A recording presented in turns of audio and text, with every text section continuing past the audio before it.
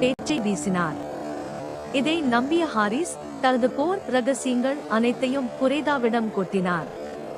ஆம், நாங்கள் தாக்குதலுக்கு தயாராக இருக்கிறோம், மதீனாவை அழிப்போம் என்று தற்பெருமையாக கூறினான்.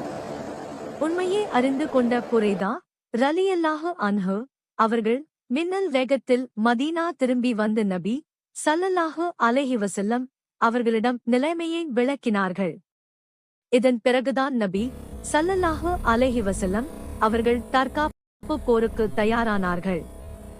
காப்பு நடவடிக்கையாக அவர்கள் மதீனாவை நெருங்குவதற்கு முன்பே இந்த அச்சுறுத்தலை முறியடிக்க நபி ஸல்லல்லாஹு அலைஹி வஸல்லம் அவர்கள் புறப்பட்டுச் சென்று அவர்களை சந்தித்தார்கள். முஸ்லிம்கள் எதிர்பாராத விதமாக முரேசி நீர்நிலையை அடைந்தனர். இரு தரப்பினருக்கும் இடையே அம்பு எறியும் போர் நடைபெற்றது. இறுதியில் முஸ்லிம்கள் வெற்றி பெற்றனர். பனூ முஸ்லிம் தரப்பில் பலர் கொல்லப்பட்டனர். பெண்கள் மற்றும் குழந்தைகள் உட்பட சுமார் 600 பேர் கைதிகளாக பிடிக்கப்பட்டனர்.